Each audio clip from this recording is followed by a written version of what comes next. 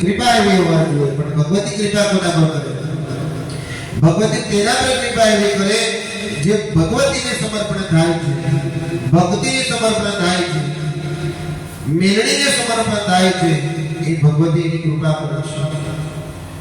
કૃપા કોને કહેવાય? જગત જનની જે આપણા પ્રતિ જે પ્રેમ ભાવ થી જે આપણા જીવનના કાર્યને સંપૂર્ણ એના હાથમાં ધરી રાખી અને આપણો બાલ કાપો ન થાય ને તેને કહેવાય મેરડીની કૃપા. એટલે કહેવાયું છે કે જાગતી જોત સદા તો જાગજે, મેરડી હું તો તારા ચરણે મને તું સદા રાખું છું.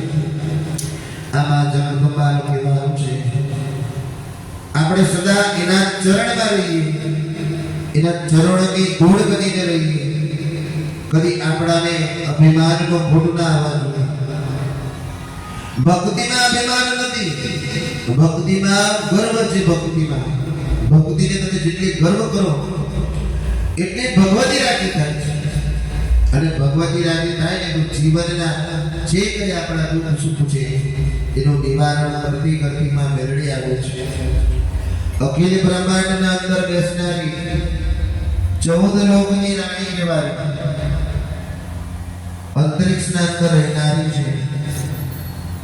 આ શક્તિ સદા આપણું જ કલ્યાણ કરનારી છે, પણ આપણાને કલ્યાણ કરતા કલ્યાણ રૂપે રહેતા અને એ શક્તિના મહત્વ સમજતા જો આપણાને વાર ના લાગે ને તો જીવનનો આપણો જે દુઃખ દરિદ્ર જે હોય ને તેને ભાગતા એને વાર ના લાગે.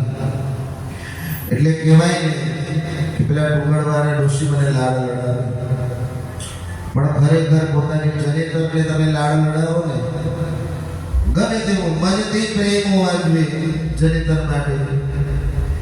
જે જન્મ આપે એને પૂજી નથી શકતા તો માતાજીની ભાવના શું સમજી શકતા?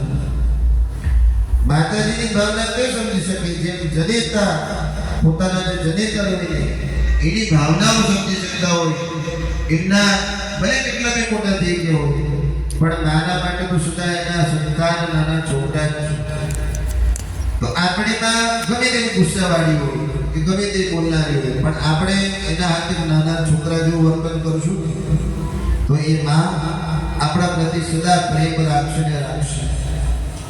તો માં જગદંબા શું કહે છે? માં જગદંબા આ જ કહે છે કે તમે મારા કરતા પણ પહેલા તમે તમારા માતા પિતાને નમન કરો, એમનું નામ સાંભળો. શક્તિ સદા સહાય છે, મેળવી રાખે ખોડે, મેળવી સૌનું ગતિ બેડો પાર છે. એટલે માને આપણે કદી જોવું ના પડે, માં સુધા આપણાને જોઈ છે. આપણી દ્રષ્ટિ માં પરથી હટતી હશે પણ માની દ્રષ્ટિ કદી ના હટે. એટલે સદા આપણે એની દ્રષ્ટિની છાયામાં રહેવા માટે એનું ચિંતન કરવા પડે, એને યાદ કરવા પડે.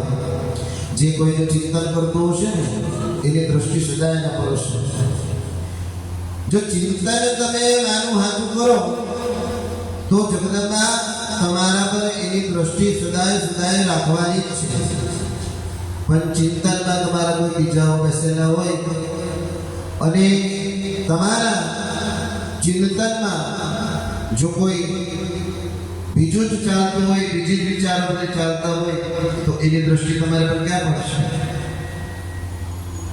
એટલે તમારા ચિંતનમાં માત્ર ને માત્ર જ્યારે તમે માતાજીને યાદ કરવા માટે બેસો તો તમારા ચિંતનમાં મેળડી નામનો રત્ન હોવા જોઈએ. જો તમારા મનમાં મેળડી નામનો રત્ન હોય ને તો બીજા કોઈ ધનની જરૂર નથી, કેમ કે જેના મનમાં મેળડી વસે એના દુઃખ મેળડી હંમેશા ટાળતી વસે છે. એટલે કહેવાનો અર્થ કે તમે જ્યારે બી ચિંતન કરો અને માં મેળવી જો તમારા હૃદયમાં વસે ને તો નથી તમને પૈસાની ખોટ, નથી તમારા જીવનના દુઃખની ખોટ કે નથી તમારા સુખની ખોટ કે કઈ પણ એ વસ્તુ, સર્વ એક સમાન છે. દુઃખ બી સુખના બરાબર છે અને સુખ બી દુઃખના બરાબર છે. કેમ કે માતાજીના એકવાર માના થઈ જાય ને તો માતાજી કદી દુઃખ છે ખબર નથી પડવા દેતી. કદી દુઃખ છે જીવનમાં કદી ખબર નથી પડવા દેતી. દુઃખ સુખ સદા એક સમાન થઈ ગઈ છે. એટલે દુઃખ બી ખૂટતું નથી ને સુખ બી ખૂટતું નથી. આ યાદ રાખવા. ફરી એક જાય બીજો આવે, એક જાય બીજો આવે. પણ એ કે એનું ચિંતન કરીએ ને તો સુખ બી એક સમાન છે, દુઃખ બી એક સમાન છે. ના દુઃખ ખૂટશે ના સુખ ખૂટે. એનું ચિંતન જો સાચું હોય એટલે ચિંતન કરજો, મા મેલડીને યાદ કરજો. ચિંતન કરતા મા મેલડીના મનમાં તમે જ્યારે પણ શક્તિને કયા સ્વરૂપમાં જોવાનું છો? તમે બાળ સ્વરૂપમાં જુઓ, શક્તિને તમે કાળકા સ્વરૂપમાં જુઓ, શક્તિને તમે ભૈરવી સ્વરૂપમાં જુઓ, શક્તિને તમે ચામુંડાના સ્વરૂપમાં જુઓ, લક્ષ્મી, સરસ્વતી, કમલાદેવી, જે તમને સ્વરૂપમાં તમે શક્તિને જો પણ એક શક્તિનું સ્વરૂપમાં મેળવી છે. સર્વ શક્તિનું સ્વરૂપમાં મેળવી છે. કેમ કે સર્વ દેવીઓના હાથથી માને આશીર્વાદ માતાજીને વરદાન પ્રાપ્ત છે કે કળી કાળમાં કળિયુગમાં જો કોઈ એવી દેવી છે, જો કોઈ એવી શક્તિ છે, જો હજારો ભૂતડામાં અને હજારો દેવીઓના વચ્ચે જો કોઈ ડાકણ શાકણના વચ્ચે આવતી હોય અને ઊભી હોય તો માત્ર ને માત્ર મેલડી છે. એટલે શક્તિનો કોઈ સ્વરૂપ નથી, પણ શક્તિ આપણા માટે સ્વરૂપી છે. શક્તિનો કોઈ સ્વરૂપ નથી, પણ શક્તિ આપણા માટે સ્વરૂપી છે. કેમ કે આપણને ભગવાનનું જગદંબાનું ચિંતન કરતા આવડતું નથી. જો આપણને જગદંબાનું ચિંતન કરતા આવડે ને તો એ સ્વરૂપ આપણા મનથી જ અંદર છે. એટલે સર્વ શક્તિનું એક એક સ્વરૂપ બહાર મેળવી છે. યુગે યુગે અવતાર કરે છે અને યુગે અવતાર કરીને આ યુગની મેળવી રાણી બનીને બેઠે.